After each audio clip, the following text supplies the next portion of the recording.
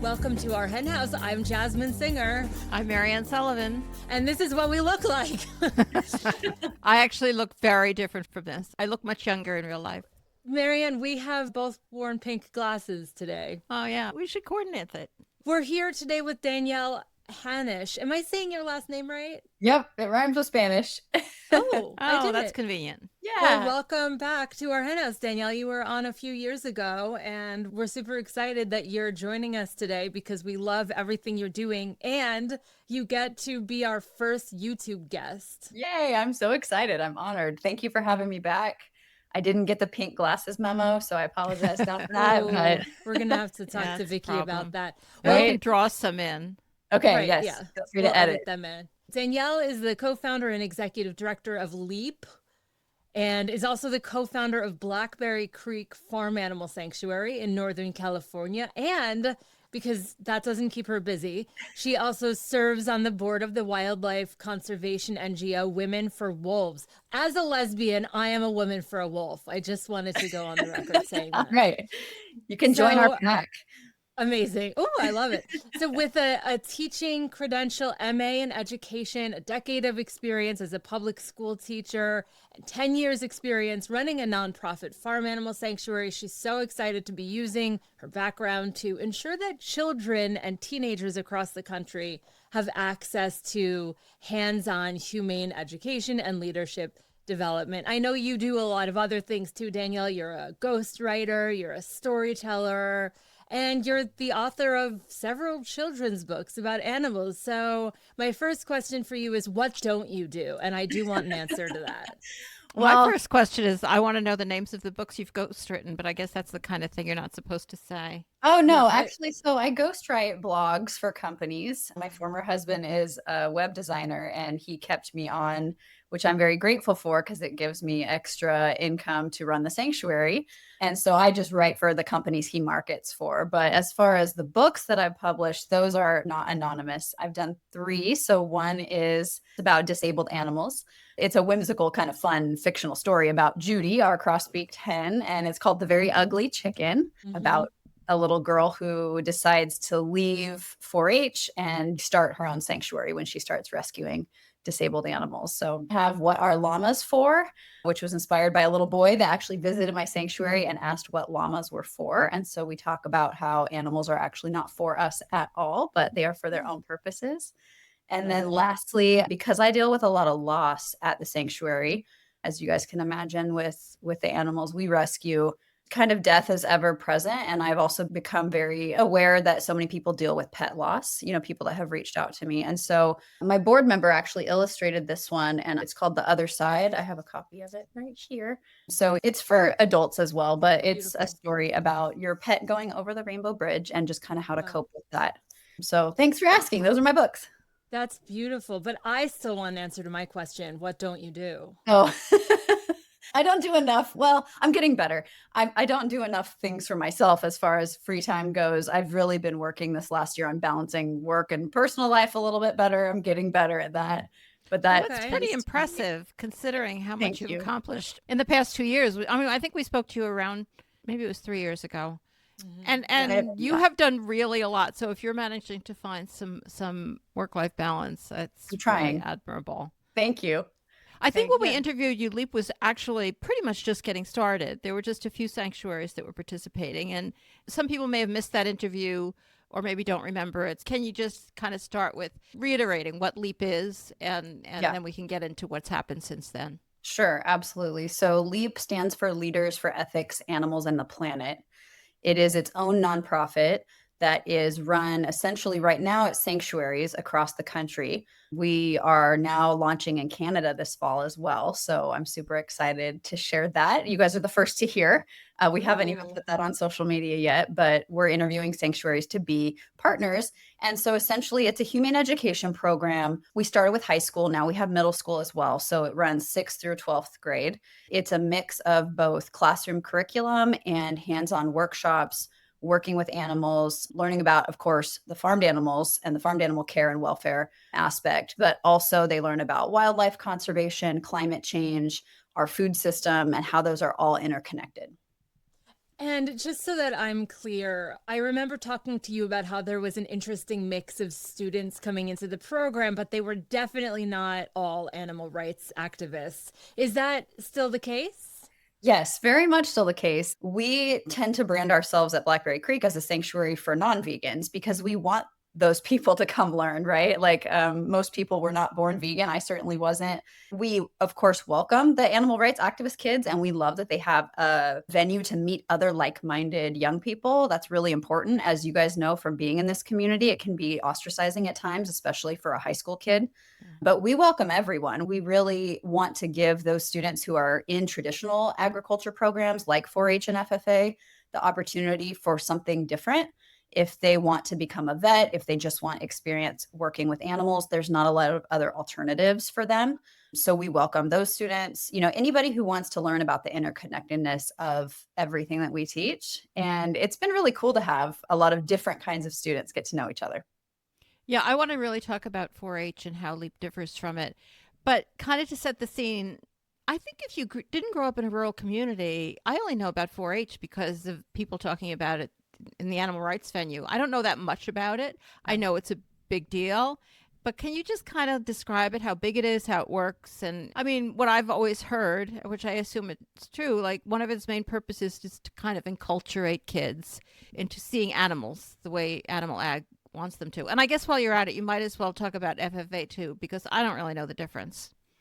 Yeah, there's some differences. They were both started a long time ago, and if you go online in our strategic plan, we have a little bit more detailed background on each of them. They're not all bad as far as what they teach. Like especially 4-H has a lot of other areas they're branching out into, from leadership development to STEM.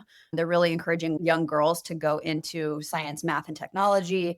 There's gardening. There's all these good things about it. And especially with FFA, 4-H as well, they were FFA as Future Farmers of America. So it was literally, started in the early 1900s as a way to teach students how to become farmers and get into agriculture, both animal and non-animal.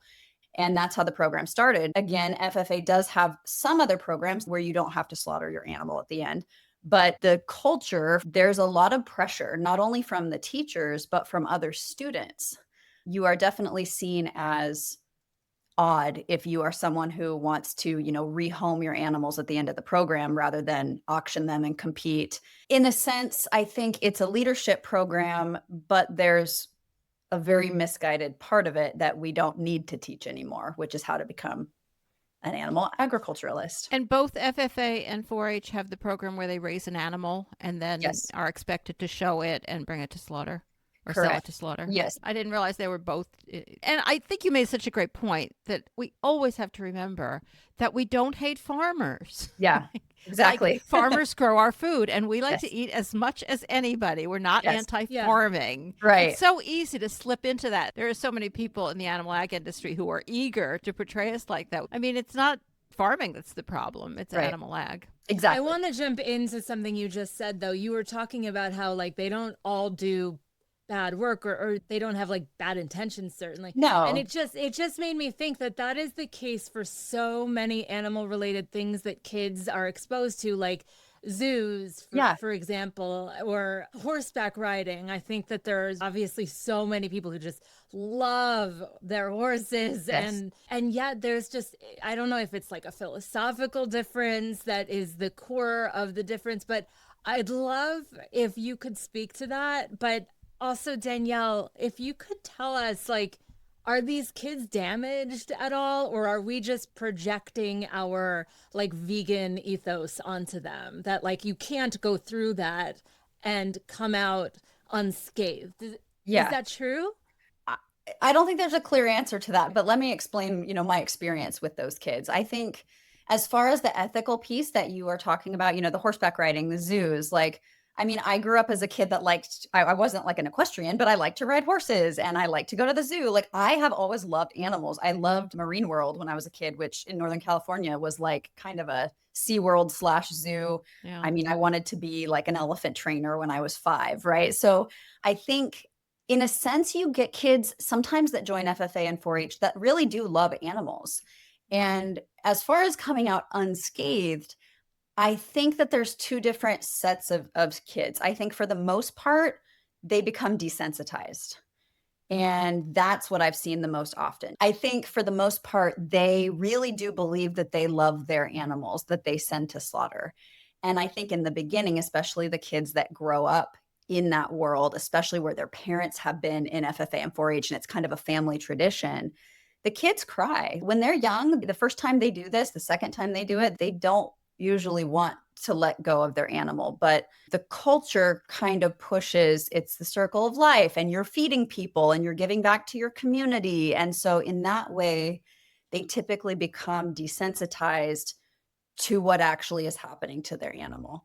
Now, not all students come out of it that way. And we have had several students leave FFA and 4-H and, not want to participate and have actually gone vegetarian or vegan after what they've seen and then joined LEAP, which is great. There used to not be another alternative for those students. So I think a lot more kids would choose an alternative if that was an option, because I certainly don't think that whole process of desensitizing them is good for their psyche or their emotional well-being. Yeah, I've Yeah, told no, this story before, but I'm sorry to interrupt, Mariann. I just remember taking my niece to a sanctuary when she was 4, Mhm. and she's not vegan, and she was petting a turkey, and it's possible I told you this story when I interviewed you last, but she said, your feathers are soft. We don't eat you. We only eat turkeys with hard feathers. Or like I saw her brain trying to make Yeah. sense of it. And Yes. then the sanctuary person who was there was like brilliant with her. I of course was like, Yeah. like I melted. And then the person there took over and yeah. But anyway, Mariann, I interrupted you. I'm sorry. no, no, that's all right. I think that's a really good story. Just the struggle. I mean, it makes you almost feel like what animal agriculture and eating meat does to us is so profound. I Yeah. mean, at that early age, we're Yeah. putting together these huge issues about life and death and love Yeah. and it's turning us in a bad direction. Yeah. So, LEAP, how's it different? And what do the kids get out of LEAP that they might also be getting out of 4-H, but in Yeah. a different way? Sure. So, some of the things that we have in common that we do think are great in 4-H and FFA is the leadership component. Kids learn about public speaking, they learn about animal care, right? These kids do typically take very wonderful care of their animals, besides the fact that they aren't usually allowed to let them out of a small pen. They don't have enrichment or much of it. But I think the leadership component and the animal care component are something that we take very seriously. It's just in a very different setting. We have a variety of different things we do in the program. So the 6th through 8th graders, that's an after school program, but it's a 2-hour, twice a month, so every other week after school meeting. The kids get to know each other and they learn about those things. They learn about how to be leaders in their community. They learn about ethics in general. One thing that all the students do from 6th to 12th grade is they, throughout the year, create their own personal code of ethics where they have to explore these issues, right? Like, how do we feel about zoos? How do we feel about horseback riding? How do we feel about eating animals? We present them the information that most of us didn't have growing up about alternatives to those things and why we, as the LEAP teachers, don't choose to participate in those things, and kind of give them then another opportunity to work with animals. If you love horses, you can work with them in a sanctuary or a rescue setting. We also really connect it to the bigger issues. So the classroom curriculum part talks a lot about the intersection of human and animal rights. And for the students, I think it really gives them, we hope, a very well-rounded idea of what goes on here. Whereas in FFA, they may be typically focused solely on animal care and like learning the body parts, learning the cuts of meat, learning how to dock tails and crop ears and do all those things. At a sanctuary, we're talking about the other issues. So the health issues, for example, that large pigs face when they're saved from slaughter. Pigs are typically killed at 6 months old, as you both know. So what happens when your pig is 5 and weighs 600 pounds and needs a hoof treatment? How do you do that? And why are they so big? And we talk about the role that humans have played in that. I could go on with examples, but I think in general, LEAP is a program for kids to get the information and explore these issues at a younger age, because most of us didn't have the opportunity to do that. And I think many of us would have made different life choices early on. And like you guys were saying, we're trying to not have it be so normalized. We talk about animal testing. We talk about animal law and how animals don't have rights like humans do. And what does that mean for roadside zoos and for entertainment venues and for laboratory animals? So we go pretty deep, especially with the year two high school students, into the animal legal realm. And that's been really eye opening for many of them. Is it a 2-year program? Is that? So the high school program is 2 years.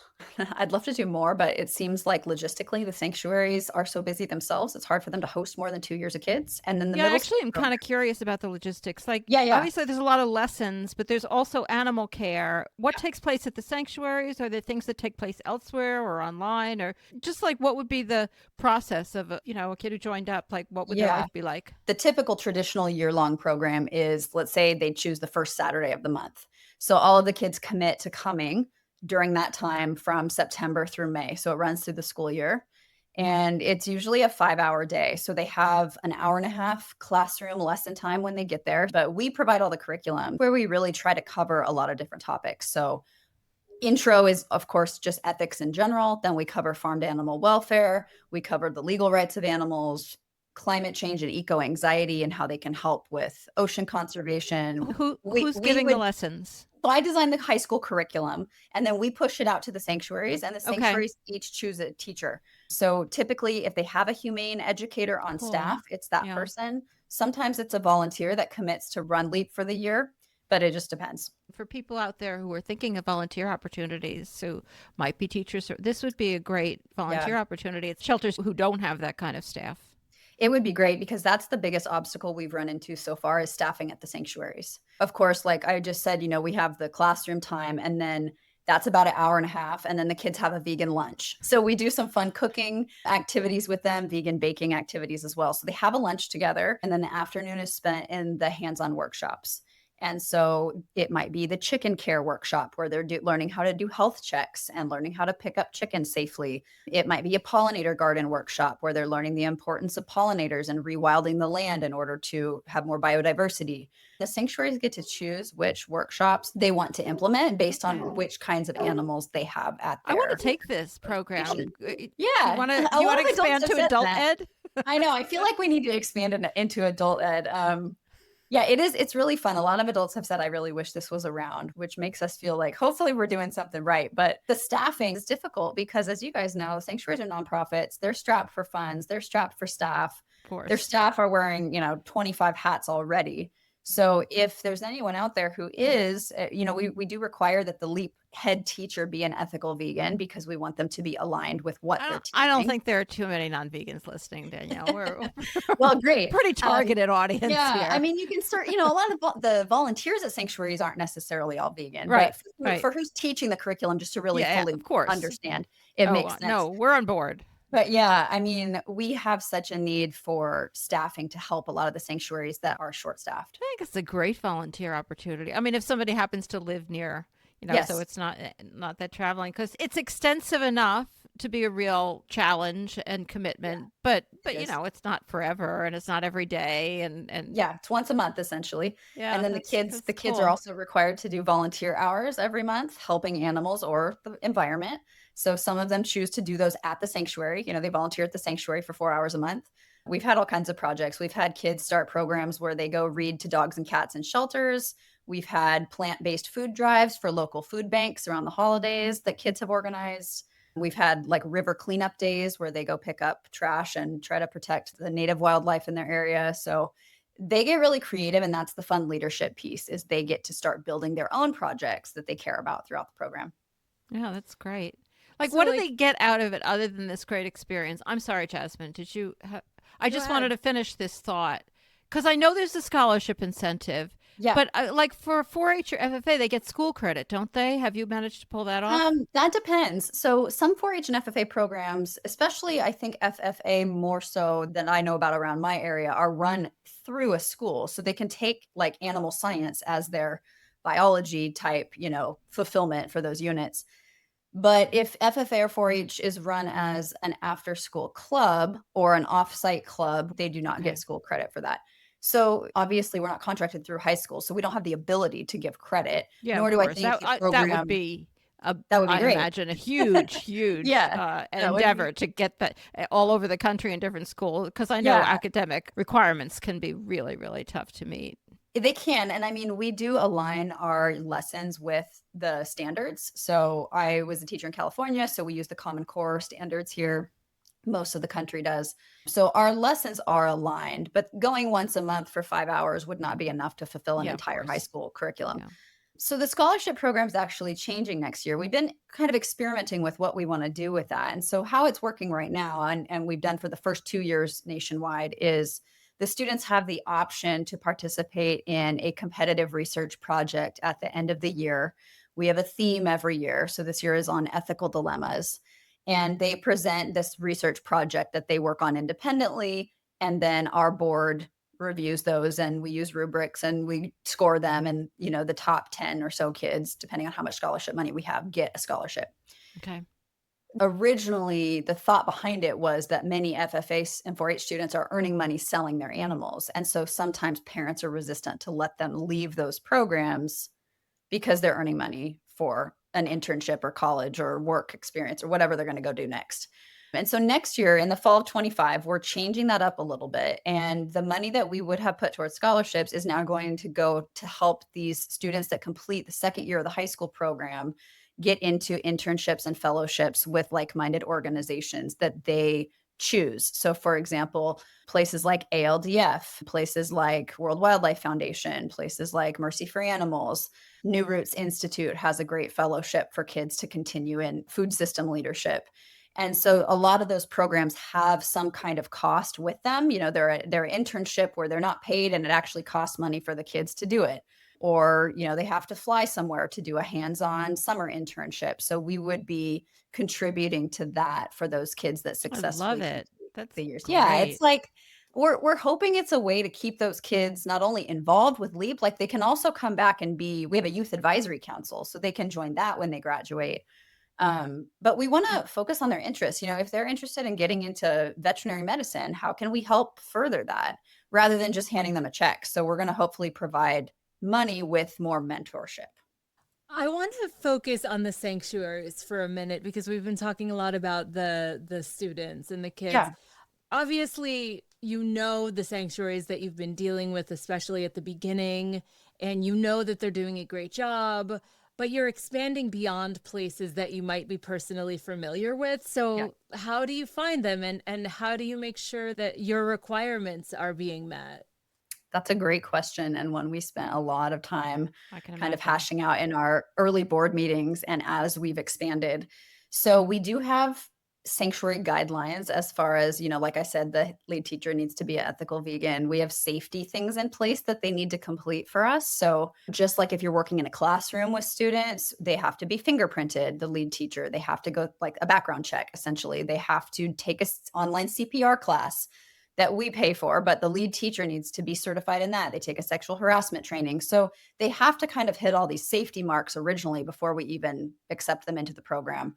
They also have to have general liability insurance. That's the safety piece. The fidelity to curriculum piece is a little bit more challenging to measure. And so we do vet all the sanctuaries pretty thoroughly before we, either invite them into the program or if they apply before we accept them. We try to do a site visit if it's not me because it's too far away. It is usually someone that's a volunteer for LEAP or that's one of our board members that lives in a different area that will try to go on site during the year and see how they're teaching it, see how it's being run.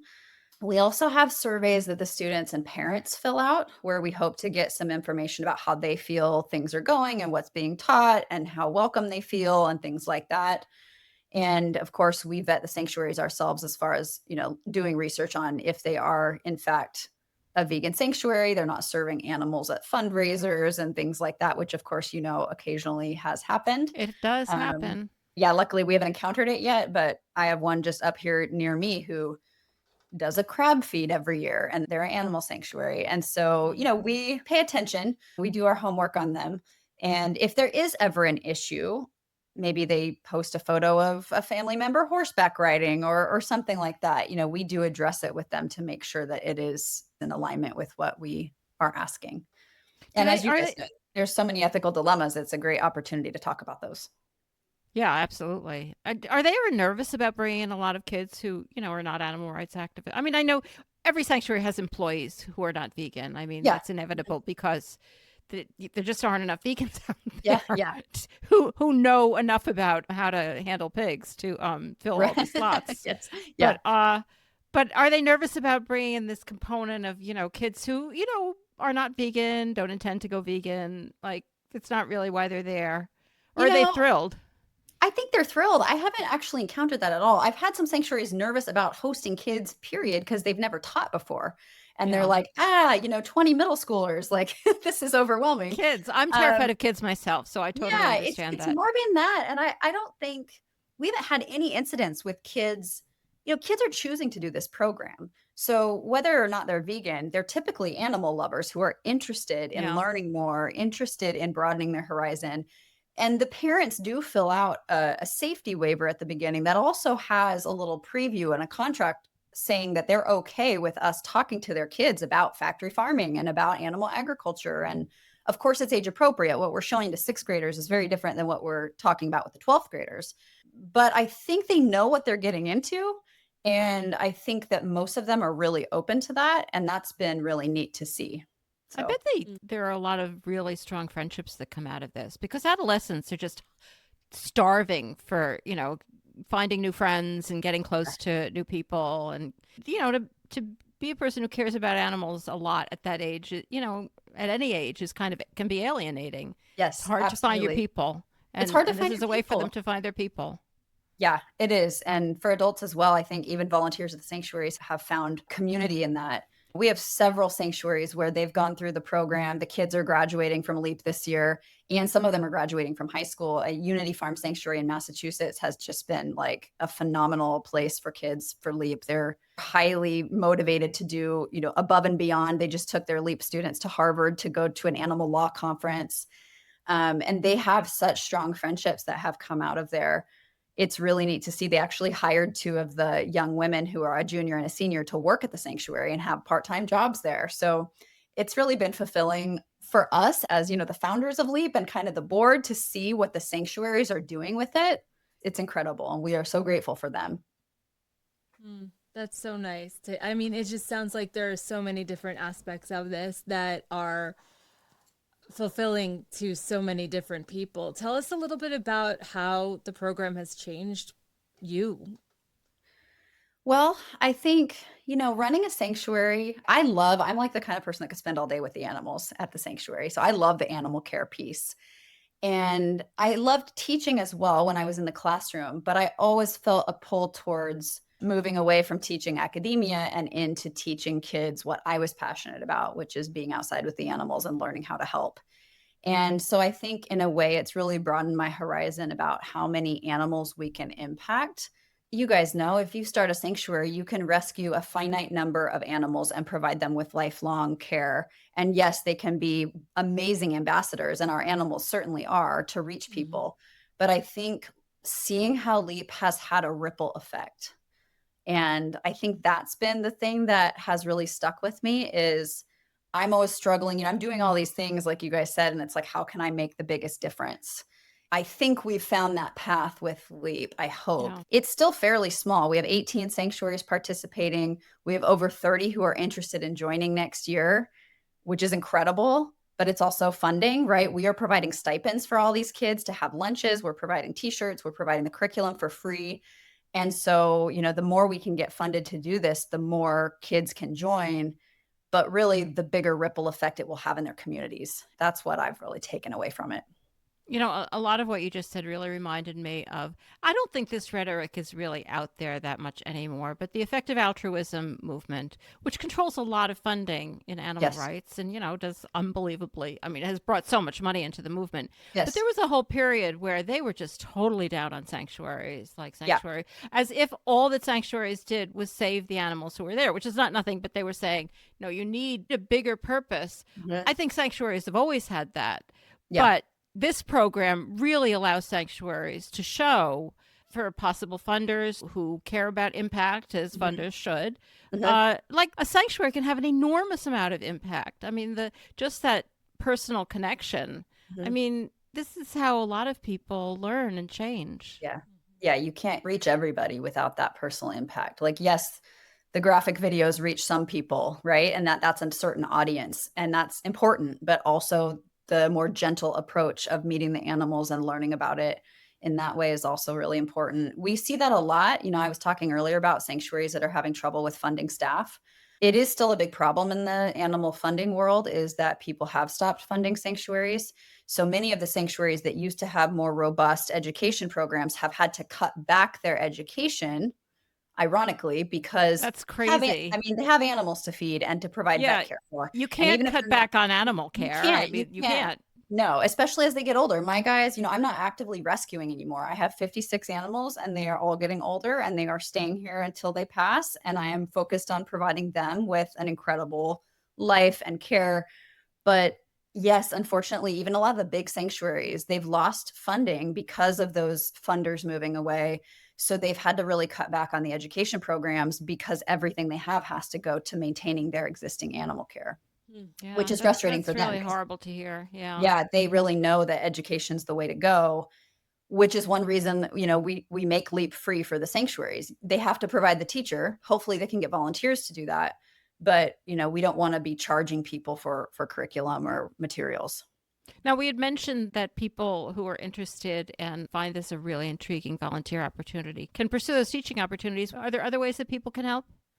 Yeah, there's a few ways. So I think the teaching opportunities are great. And I want to preface that by saying, even if you're not a teacher, if you don't want to be up in front of the kids, like they need people to help make the lunches every month, right? To go pick up the groceries, to work on some of the materials kids do enrichment activities with the animals. So the volunteer opportunities are there for people that don't want to teach. I'll say that. Funding is, of course, huge. Right now, we do have primarily most of our funding is from foundations and grants, which has been amazing for getting us started. But if individual donors want to contribute, that's incredibly helpful because essentially the more money we have, the more sanctuaries we're able to onboard and the more kids we're able to reach. Like I said, we do cover the costs for each sanctuary. So people can donate on the website. We have Big Day of Giving coming up, which is this Thursday, but you can still donate through that link on our website. That's a local giving day here.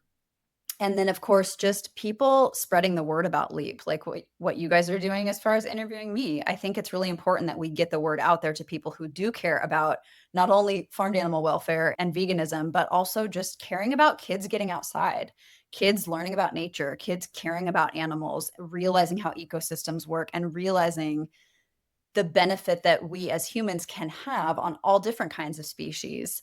And we talk a lot, with the kids about, they come in with these preconceived notions about, grass-fed beef is better. And then we talk about, well, let's talk about, what that does to the climate and the forests and the endangered species, and not to mention the cows that are still slaughtered.